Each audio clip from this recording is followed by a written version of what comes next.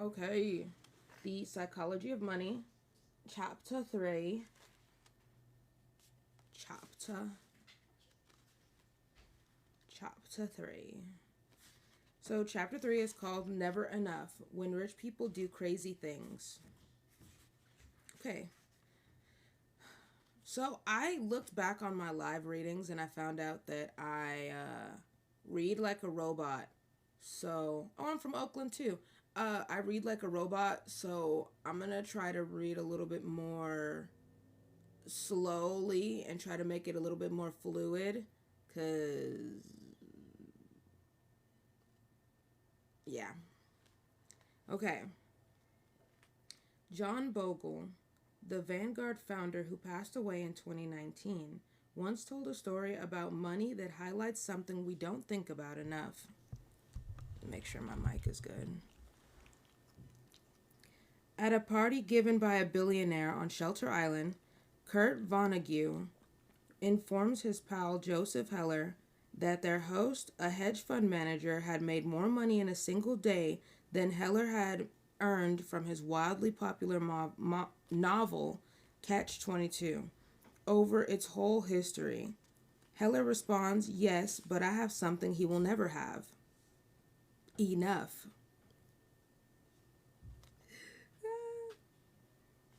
Enough. I was stunned by the simple eloquence of that word. Stunned for two reasons. First, because I have been given so much in my life. And second, because Joseph Heller couldn't have been more accurate. For a critical element of our society, including many of the wealthiest and most powerful among us, there seems to be no limit today on what enough entails. It's so smart and so powerful. Let me offer two examples of the dangers of not having enough and what they can teach us. Rajat Gupta was born in Kolkata and orphaned as a teenager. People talk about the privileged few who begin life on third base. Gupta couldn't even see the baseball stadium. What he went on to achieve from those beginnings was simply phenomenal. By his mid 40s, Gupta was CEO of McKinsey, the world's most prestigious consulting firm. He retired in 2007 to take on roles with the United Nations and the World Economic Forum. He partnered on philanthropic work with Bill Gates. He sat on the board of directors of 5 public companies. From the slums of Kolkata, Gupta had quite literally become one of the most successful businessmen alive. With his success came enormous wealth. By 2008, Gupta was reportedly worth $100 million. It's an unfathomable sum of money to most. A 5% annual return on that much money generates almost $600 an hour, 24 hours a day. Okay, hold on, pause. 5% return on $100 million is $600 an hour, 24 hours a day. So I need $100 million. I could do 600 an hour. Come on now. Anybody could live off of 600 an hour. I could do that. I'll take 100 mil. No questions. He could have done anything he wanted in life. And what he wanted, by all accounts, wasn't to be a mere centimillionaire. Rajat Gupta wanted to be a billionaire, and he wanted it badly. Gupta sat on the board of directors of Goldman Sachs, which surrounded him with some of the wealthiest investors in the world. One investor, citing the paydays of private equity tycoons, described Gupta like this: "I think he wants to be in that circle. That's a billionaire circle, right? Goldman is like the hundreds of millions circle, right?" Right. So Gupta found a lucrative side hustle. In 2008, as Goldman Sachs, is it Sachs or Sach? Goldman Sachs, SACHS, Sachs, okay, stared at the wrath of the financial crisis, Warren Buffett planned to invest $5 billion into the bank to help it survive. As a Goldman board member, Gupta learned of this transaction before the public. It was valuable information. Goldman's survival was in doubt, and Buffett's backing would surely send its stock soaring. 16 seconds after learning of the pending deal, Gupta, who dialed into the Goldman board meeting, hung up the phone and called a hedge fund manager named Rajaratnam. The call wasn't recorded, but Rajaratnam immediately bought 175,000 shares of Goldman Sachs. Goldman Sachs? So you can guess what was discussed. The Buffett-Goldman deal was announced to the public hours later. Goldman stock surged. Rajaratnam made a quick $1 million. That was just one example of an alleged trend. The SEC claims Gupta's insider tips led to $17 million in profits. It was easy money. And for prosecutors, it was an even easier case. Hello. Gupta and Rajaratnam both went to prison for insider trading, their careers and reputations irrevocably ruined. Now consider Bernie Madoff. His crime is well known. Madoff is the most notorious Ponzi schemer since Charles Ponzi himself. Madoff swindled investors for 2 decades before his crime was revealed. Ironically, just weeks after Gupta's endeavor, what's overlooked is that Madoff, like Gupta, was more than a fraudster. Before the Ponzi scheme that made Madoff famous, he was wildly successful and he was a widely successful and legitimate businessman. I'm so sorry. Madoff was a market maker, a job that matches buyers and sellers of stocks. He was very good at it. Here's how the Wall Street Journal described Madoff's market-making firm in 1992. He has built a highly profitable securities firm, Bernard L. Madoff Investment Securities, which siphons a huge volume of stock trades away from the big board. The $740 million average daily volume of trades executed electronically by the Madoff firm off the exchange equals 9% of the New York exchanges. Mr. Madoff's firm can execute trades so quickly and cheaply that it actually pays other brokerage firms a penny a share to execute their customers' orders, profiting from the spread between bid and ask prices that most stocks trade for. This is not a journalist inaccurately describing a fraud yet to be uncovered. Madoff's market-making business was legitimate. A former staffer said the market-making arm of Madoff's business made between $25 million and $50 million per year. Crunchy.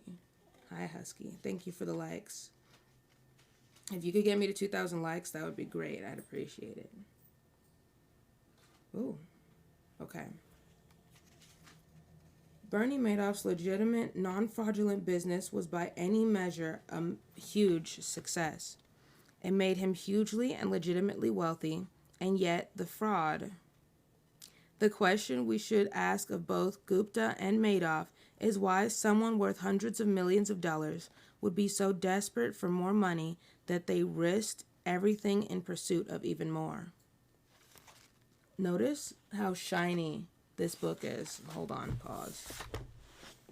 If I get you more than 2K, you gotta play GTA. I got things to do today, but maybe later on today. Yeah, hold on. I'm trying to clean off this camera because it's so freaking shiny. Loki, no. I already told you you're not getting behind me today. This guy. And he thought he was slick with it too. He was about to. No. Look at him. Look at him. Look at him. Look at him. Oh. That's cute. Never mind. Face the other way then. Little pookie bear. Little pookie butt. Little puka butt. Little puka butt. He's so cute. Okay. I'm going to have to go back later in my stream and clip out this whole section. What am I at? 18 minutes? Okay. Okay. Maybe. If I don't have to play that first mission, then I'll come play. Crime committed by those living on the edge of survival is one thing.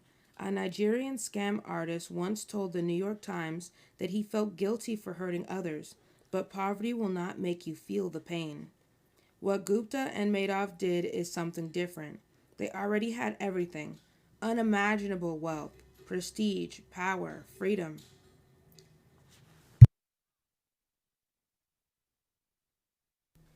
I hate it. They know I'm reading. Why would they be making noise out there? I don't get it. A Nigerian scam artist once told the New York Times that he felt guilty for hurting others, but poverty will not make you feel the pain. What Gupta and Madoff did is something different. They already had everything: unimaginable wealth, prestige, power, freedom. They threw it all away because they wanted more. They had no sense of enough. They are extreme examples, but there are non-criminal versions of this behavior. The hedge fund long-term capital management was staffed with traders personally worth tens and hundreds of millions of dollars each, with most of their wealth invested in their own funds. Then they took so much risk in the quest for more that they managed to lose everything. In 1998, in the middle of the greatest bull market and strongest economy in history, Warren Buffett later put it, to make money they didn't have and didn't need. They risked what they did have and did need, and that's foolish. It is just plain foolish. If you risk something that is important to you for something that is unimportant to you, it just does not make any sense. There is no reason to risk what you have and need for what you don't have and don't need. It's one of those things that's as obvious as it is overlooked. A few of us will never have $100 million, as Gupta or Madoff did, but a measurable percentage of those reading this book will at some point in their life earn a salary or have some of money sufficient to cover every reasonable thing they need and a lot of what they want. If you're one of them, remember a few things. 1. The hardest financial skill is getting the goalpost to stop moving. Okay, sorry. But it's one of the most important. If expectations rise with results, there is no logic in striving for more because you'll feel the same after putting in extra effort. It gets dangerous when the taste of having more money, more power, more prestige, increases ambition faster than satisfaction. In that case, one step forward pushes the goalpost 2 steps ahead. You feel as if you're falling behind, and the only way to catch up is to take greater and greater amounts of risk. Modern capitalism is a pro at 2 things: generating wealth and generating envy. Perhaps they go hand in hand. Wanting to surpass your peers can be the fuel of hard work, but life isn't any fun without a sense of enough. Happiness, as it's said, is the result of minus expectations. That's crazy. Number 2.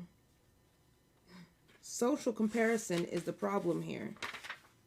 Oh, there's more. Okay, there's 4 of them. Number 2. Social comparison is the problem here.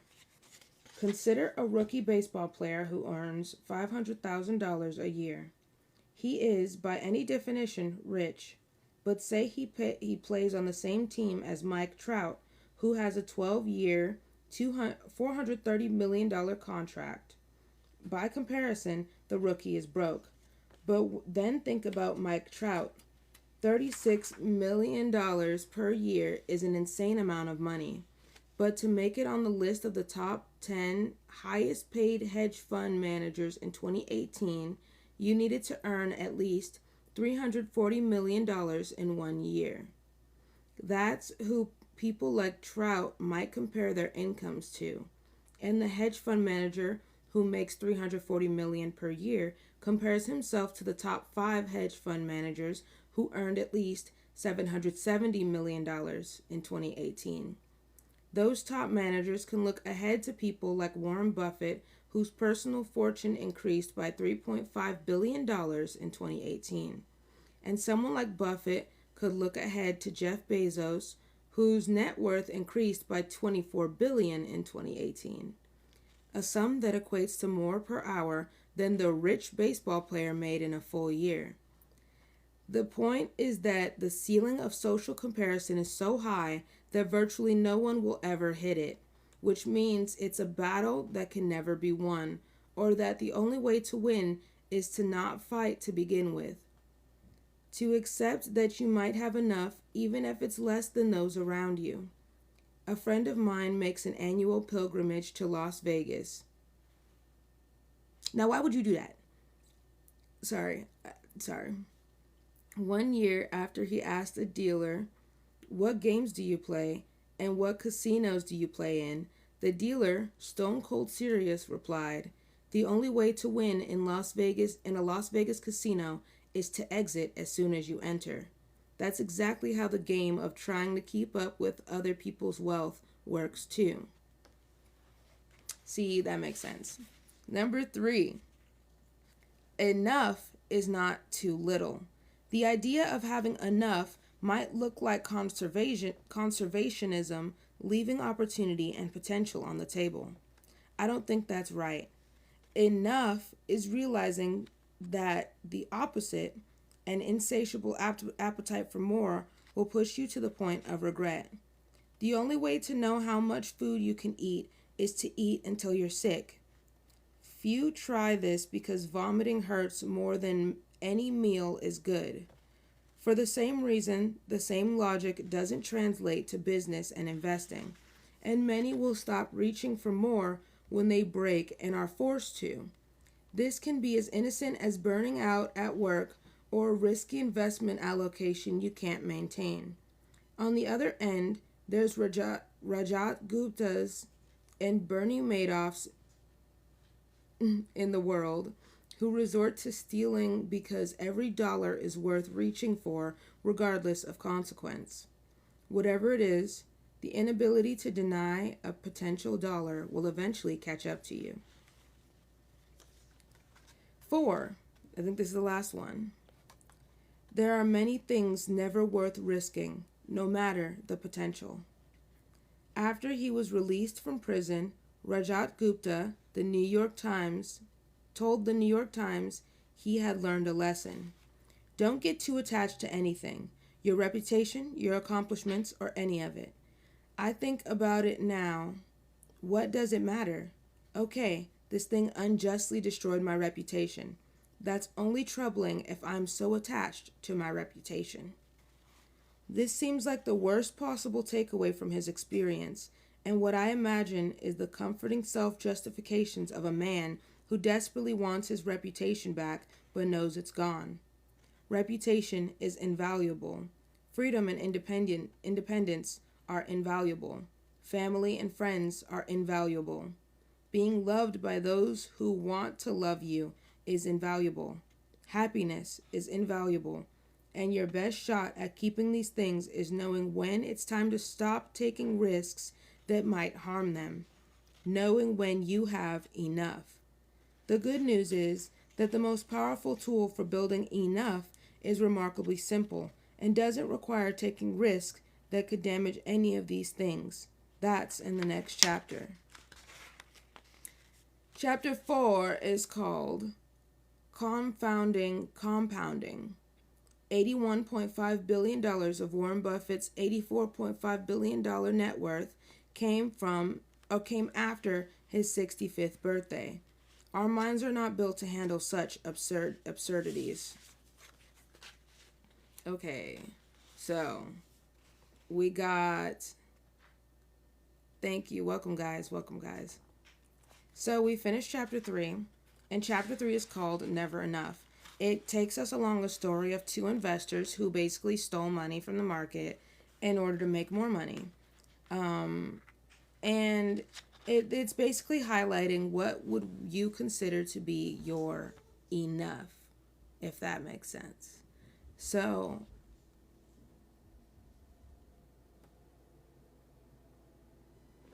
okay.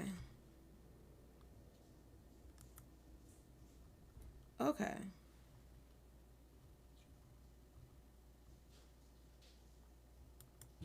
All right. So, what we have here is a lot. Oh my goodness. Sorry, guys.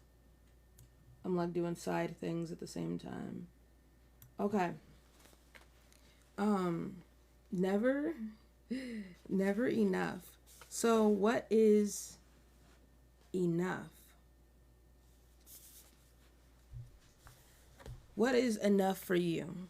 I know some people want to make millions and billions of dollars, but when is it enough? When do you feel like your life would have been fulfilled and it is enough for you?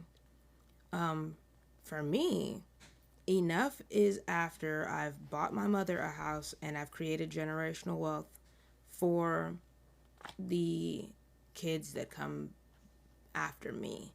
Whether I end up having my own kids or not, the kids that come after me, I want them to not have to struggle. However, I do want them to deal with enough struggle to learn how to keep the money. Because if I'm working my entire life to build up this amount of money for us to like become better and do better as like a family, then I want to make sure that the kids are able to do so as well. So I'm thinking, and this is, I could be wrong. I could be right. I could be wrong. I'm thinking that my future children's trust fund would pay them so long as they're in college. And like once they graduate, then the money is kind of cut. But then I'm thinking, like, where should the money go? I was thinking maybe like a charity of my choice. So, like, if my kids don't work hard enough or don't get to a point knowledgeably and discipline wise that they can handle that money, that I would just, I would just cut them off. Like, I think that I think that if my kids don't learn how to keep wealth on their own, then they shouldn't be given wealth. I don't think that that's a good idea. I feel like that would my kids would just be kind of left with like this false sense of security and that everything's going to be okay and I'm going to spend all my money on all these things, not realizing that they're like draining the bank without making enough to fulfill that. So, I don't know. I think I might like make like a diary too, like a family diary. That'd be cool. Something that could like have pages added into it over the years and people can leave wisdom. That'd be cool. That'd be cool. I don't know. Creating wealth in another way. Now, the 44 Laws of Peace. We did this yesterday, but we're going to do it again today. Or not yesterday, but you know last time we were live, so we're going to do it again today. Law number 1 of the 44 Laws of Peace. Be present. The present moment is where life takes place. The past cannot be changed and the future is not guaranteed. It is a mere fragment of time in which we stand to lose. Every time you distract yourself with anxious thoughts of the past or future, you give up the present. This would be forgivable if you had power over the past or the future, but you don't, regardless of how much you cry. The only moment of time you have any control over is right now. Work to understand this and you will be more careful with how you spend your time. I'm going to read the whole thing. Thank you, Alexander, for the follow. I appreciate it. Welcome in. Welcome to the family and all that fancy introduction stuff. Don't be like those that give up the present to anxiously rehearse social situations they may never they may never take place. Don't spend your time berating yourself over a past mistake, and don't get carried away longing for pleasant moments that are no more. For how can you make any new ones if your head is stuck in the past? Many are not aware that there is another way to live. They think these anxieties are as a part of them as their fingers on their hand. So instead of looking for a solution, they look for a distraction, never spending time in their own company. They go to bed listening to anything but their thoughts, and any moment of downtime is stolen by the consumption of media, anything to distract from the mind. So, as long as they can escape their thoughts. Note that these distractions offer only momentary relief, but that true peace can be found by living in the present, even when the present is boring. The person who is thinking about nothing but the cleanliness of his teeth when he is brushing his teeth is at peace. He is living completely in the moment. His thoughts are directed towards that which he can control, and his mind is not held captive by anxious thoughts which are useless in the moment. The same goes for the man who doesn't let his mind wander when speaking with friends or family, but instead lends his attention to those right in front of him. He is truly living. Appreciate the now, for it becomes the memories you'd look back on so fondly. Living in the present is an important step in calming the mind, so take the effort to be deeply involved with the current moment, whatever task may be at hand. When you catch yourself drifting from the present, obsessing in thought over the past or future, bring yourself back to what's in front of you. This will be difficult, but it will become easier the more you practice. The entire future lies in uncertainty. Live immediately. That is the first law of the 44 Laws of Peace. What's up, Sniper? You missed the reading. And that first law is to be present. And I think that law is kind of like clocking a lot of people, especially at the end of the first page where it says, so instead of looking for solution, they look for distraction, never spending time in their own company.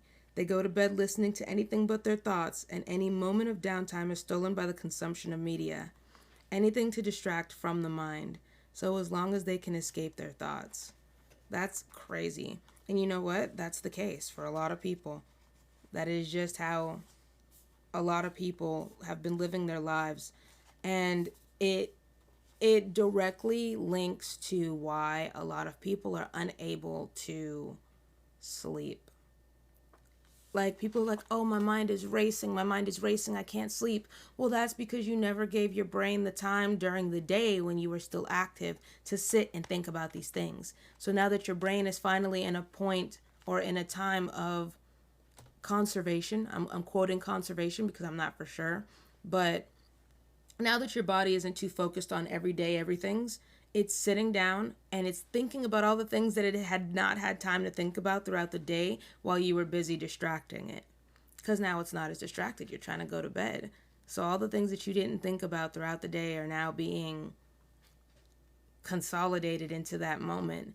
So it's like, if you want better sleep where you're not overthinking all night and you're not thinking and thinking and thinking, then spend some time during the day. Give yourself about an hour of pure silence. Nothing going on. You're not on your phone. You're not listening to music. You're just you and your thoughts, which for some people is a very dangerous territory, but you can't get better at it if you don't do it. Your mind is a muscle. Well, your mind is technically just fat, but that, your mind's a muscle. Just like with your body, if you want to get stronger, you go to the gym, you work out, you do endurance, you do things that could help your muscles gain strength. Same thing goes with emotions. In some people's cases, they're not sure how to handle their emotions. The best way to handle your emotions is to deal with your emotions. And over time, it gets easier to deal with said emotions. I've noticed that there's a lot of people, especially some friends of mine, which I'm not going to call out. I have some friends who deal with a lot of the same feelings, but they run from that feeling so much that they're not able to handle that emotion. They're unable to handle those feelings. So the best way to deal with feelings is to actually deal with them. Don't run from them. Don't repress it. And I get it's painful and it hurts. But the thing is like, I think that's a big reason why so many people are on medication right now, is because nobody teaches that you are supposed to... It's time for you to go. That's what she's here for. Nobody realizes... Yeah, thank you, Husky. Hold on, Loki. Why are you barking? Stop. We don't do that. You're a small dog. You're a chihuahua. We don't do that. No. Destiny? What? Can I get the filter thing? I have not seen your room. Ask your mother. Hold on. It's right there. I see it, but no. Your mom needs to fill this out. Okay. Take them with you. Go. Come on, big back. Wow. Yeah, so your mind is a muscle. If you want to get better at dealing with emotions, or you're that type of person that's like, I'm so freaking depressed.